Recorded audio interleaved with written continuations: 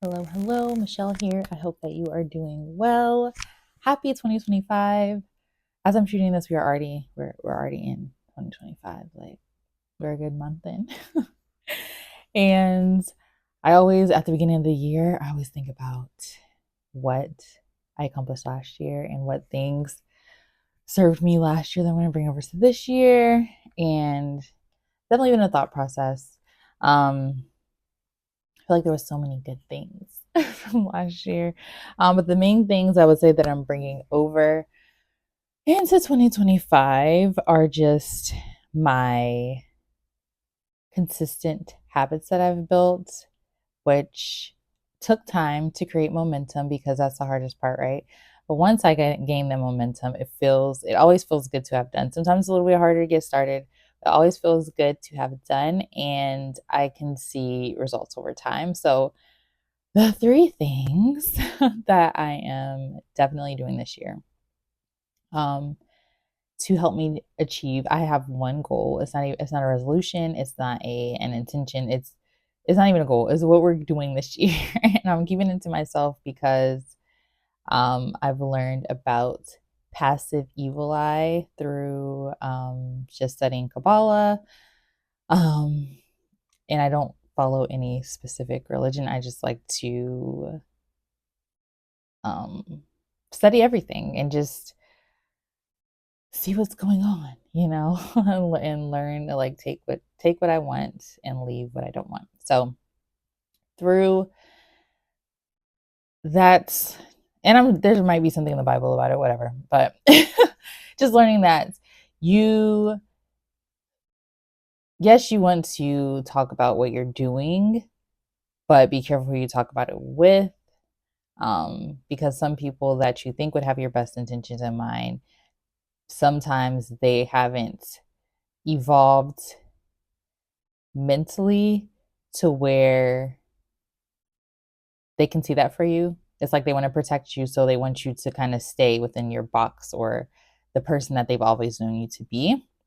So that could be a form of passive evil eye, and or just someone simply that you have around you that you think has good intentions, but at the end of the day, they don't want to see you win.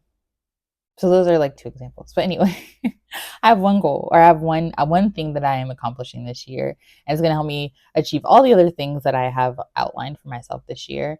Um, and these three habits I know will help me keep working toward that. So first is daily movement of my body. It's not only good for my health, like physical or just overall total health, but like mental health. And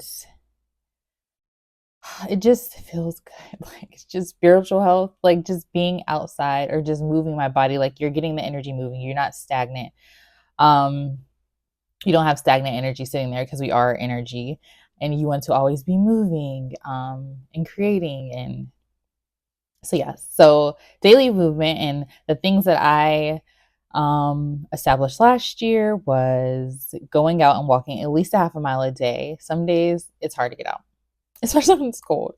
But I aim for at least a half a mile a day, just walking my dog in the neighborhood. And last week, or the week before, I guess the week before, because last week we had winter weather, we went downtown and walked on the river, which was very, very nice. It was his first time. So I was a little stressed at first because I didn't know how he would react, but it went very well. So yeah, just getting out, um, moving my body, and another thing, just being in nature in general, like getting that vitamin D.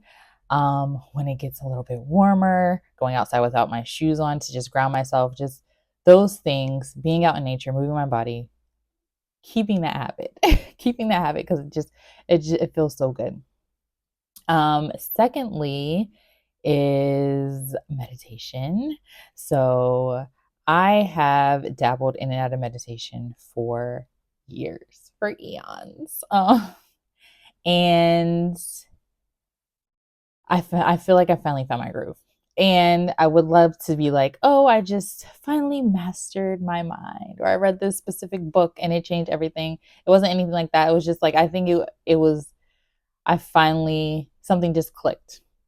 And what helped that click was I've been following Joe Dispenza forever, for at least a decade, but I invested in the progressive program and finding out his why and just him explaining why we need to meditate and what can be accomplished through meditation, and that it doesn't require you to be a certain way, live a certain way, eat a certain way to be able to transcend time, space, and achieve the things that you want to achieve.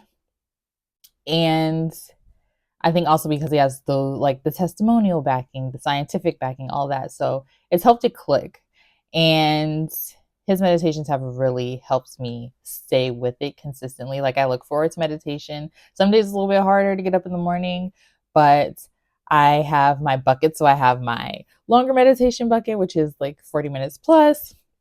So that if I wake up earlier, I'm going to go ahead and tackle that 40-minute plus meditation. But if I wake up a little bit later, then I do a shorter meditation in the morning, and then I try to sprinkle one in the afternoon. And that has been working for me. And the two that I would highly recommend from Joe Dispenza, and these are free, and they're from a reputable source. And if you go to YouTube and you type in "Hay House Joe Dispenza," I don't even know if you have to put meditation at the end, but two meditations will come up. And one is a morning meditation, and the other one is it's called Rest and Renew. And all you have to do is go get to like a YouTube audio ripper and go put it in there, download it as an MP3 on your phone, so that when you get up in the morning, you just go do it. Because doing the meditations in the morning helps you master your mind more, because it's before you start scrolling, before you look at your email, before all the woes of the world, before, for me, like my kids, sometimes they stress me out in the morning. When I get ahead of that and go ahead and do my meditation as soon as I get up, it helps me master my mind and set myself up for a good day. So meditation's the second thing. Third thing I'm battling with, the third thing is, I love gratitude journaling. It's something that I've done for so long. I've always talked about. It's very important. So definitely gratitude journaling still will be in the day to day. But one thing that I incorporated last year that has, I feel like has drastically, I don't want to say drastically, but has very much changed my life, is giving up meat. And yes, I still have moments where I fall into the old ways of myself and I'll have some meat. But the next day, my body tells me, girl, you shouldn't have did that. So, um, going plant-based, I'm not vegan. I do aspire to be vegan at some point, but going plant-based has helped me in so many ways. But I just feel better. I've lost weight, but I didn't even intend to go out and lose weight. I just feel better.